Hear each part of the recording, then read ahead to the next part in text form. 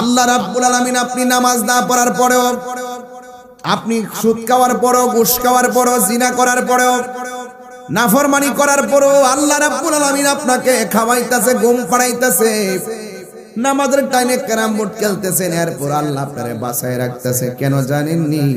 আমার আল্লাহ দুইটা নাম দিয়েছেন, একটা হলো রহমান আর একটা হলো রহিম। রহমান শব্দের খাতিরে অপরাধ করার পরও আমার আল্লাহ ডাইরেক্ট অ্যাকশন দেয় না, বান্দা হিসেবে রহমান। আল্লাহ রাব্বুল আলামিন বলেন ইন্নাহু হুয়া ইউবদিউ ওয়া ইউঈদ, নিশ্চয় আমি আল্লাহ হইলাম তোমার শুরুর মালিক, আমি আল্লাহ তোমার শেষের মালিক। ওয়া হুয়াল গফুরুল ওয়াদুদ যুল আরশিল মাজিদ।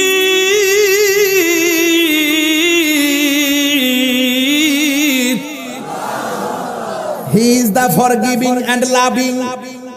আল্লাহ হলো প্রেমময়। আল্লাহ আপনাকে বড় মায়া কইরা বানাইছে, এই জন্য আল্লাহ আপনারা ডাইরেক্ট বানরও বানায় না। এমন দিন গেছে সীমা লঙ্ঘন করছে, কুনু কিরাদাতান খাসিইন। আল্লাহ রাব্বুল আলামিন সাথে অমান্য করার কারণে আল্লাহ রাব্বুল আলামিন মানুষ থেকে বানর বানায়া দিছে। এমন গজব গেছে কি যাই নাই?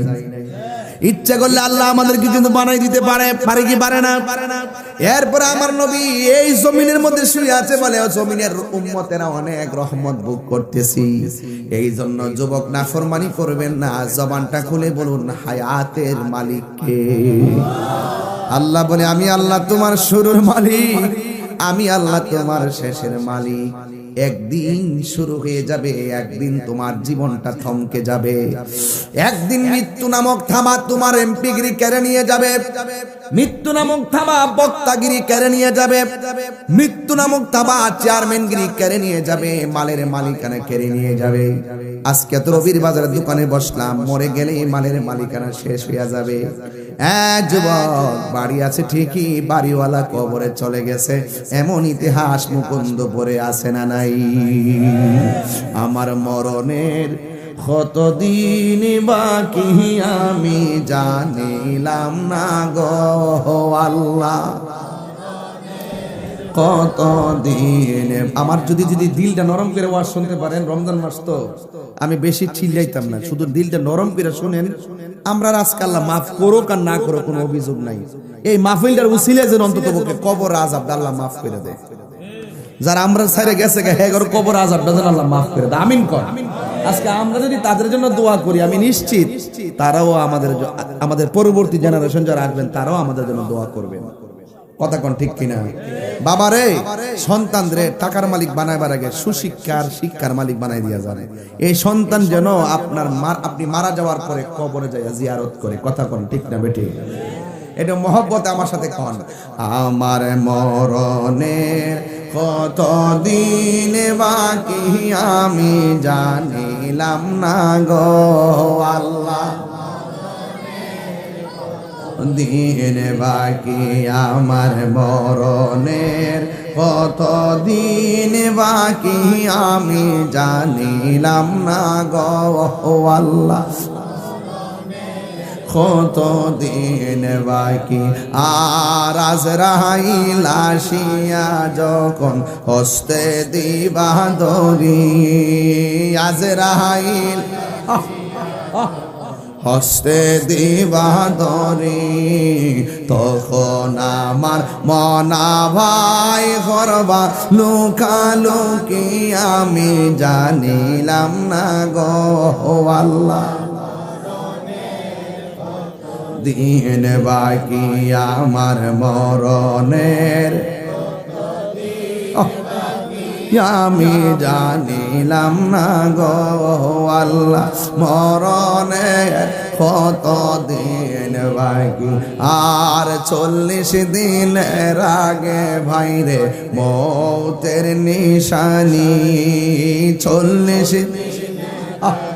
বাইরে মৌতের নিশানি, যেই জায়গা যার মরণ লেখা সেই জায়গা সে মরে আমি জানিলাম না গো আল্লাহ, দিন বাকি আমার মরণের কত আমি জানিলাম না গো আল্লাহ কত দিন বাকি আর মরণের কত দিন বাকি জমদূতে কা ইরানি চোখে দিয়া আন্দি আমি জানিলাম না গো আল্লাহ মরণের কত দিন বাকি আমার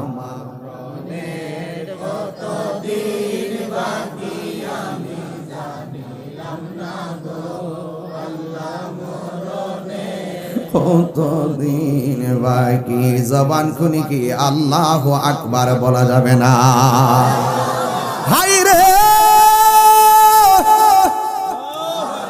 ও আমার মুকুন্দপুরের বন্ধু কি দিয়া ওয়াজ বুঝাইতাম আমার নবী বলেন আমি স্বপ্নে দেখলাম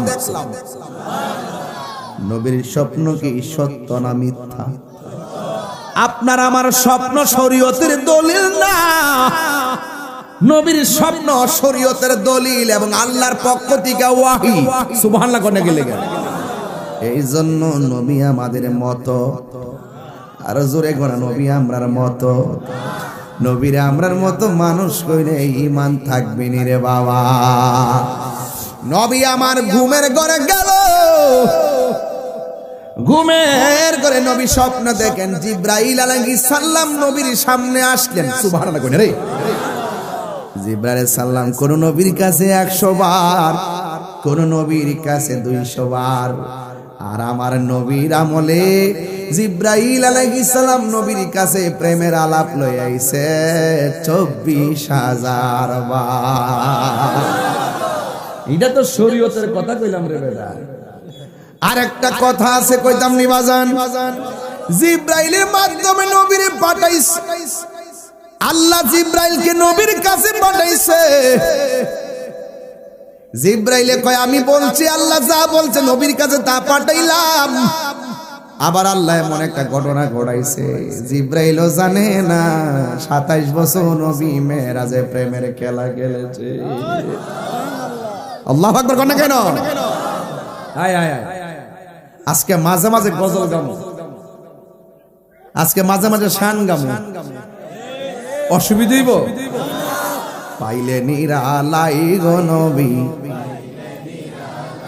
একটু পরে বলবো ইনশাআল্লাহ আমরা নবীর জন্য দিওয়ানা কারা কারা দুই হাত তুলে দেখাই যাবে ইনশাআল্লাহ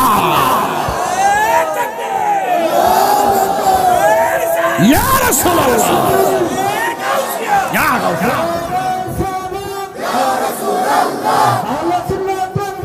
জিন্দাবাদ জিন্দাবাদ আল্লাহু আকবার বলেন কষ্ট হবে নাকি আপনাদের তবে আমার নবী ঘুমের ঘরে গেছে ঘুমের ঘরে আমার নবী স্বপ্নে দেখতেছেন জিব্রাইল আলাইহিস সালাম আমার নবীর সামনে সশরীরে এসে দাঁড়ায়া রইছে সুবহানাল্লাহ কোনে গেলে জিব্রাইল যে মানুষের সুরতে দাঁড়াইছে জিব্রাইলে মাটির তৈরি কোন যাইবনি ফেরেশতা জিব্রাইল কিসের তৈরি কথা কয় না তাহলে মানুষের সুরত ধরার কারণে কি মানুষ বলা যাবে নাকি মাটির মানুষ বলা যাবে নাকি এর মানে প্রমাণ হয়ে গেল আমার আল্লাহ নূরকেও মানুষের সুরত ধরাইতে পারে জোরে জোরে কি আল্লাহু আকবার বলা যাবে না আমার নবী স্বপ্ন দেখলেন জিব্রাইল আলাইহিস সালাম নবীর কাছে আসে নবীর সালাম দিছে আর আমার নবীর ডান হাত মুবারকের মধ্যে ধরলেন দইরা ডাক দিয়া কই ইয়া রাসূলুল্লাহ ইয়া হাবিবাল্লাহ নবী গো ও মায়ার নবীজি আপনি একটু সামনে যান না রাসূল বলেন আমি একটু সামনে গেলাম আমার নবীর জিবরাইল আলাইহিস সালাম বলে ও নবী গো আপনার সামনে আপনি কি দেখতেছেন আমার নবী আপনার নবী বলে জিবরাইল রে আমি তাকায়া দেখতেছি উলঙ্গ অবস্থায় অনেক নারী আর অনেক পুরুষ জাহান্নামের আগুনের ভিতরে একবার ঢুক আল্লাহু আকবার কোন কি লাগে জাহান্নামের আগুনের ভিতরে একবার ঢুকতেছি আবার বের হচ্ছে তাদের শরীরে কোনো গোশত নাই হাড্ডিগুলা লোহা যেমন করে কামার যেমন করে লোহা দিলে লোহাটা গরম হয়ে যায়, লাল হয়ে যায়, এমন ভাবে জাহান্নামের হাড্ডিগুলা লোহার মতন পুইরা লাল হয়ে রইছে। জাহান্নামের আগুন কিন্তু লাল না, জাহান্নামের আগুনের রং হলো কালো।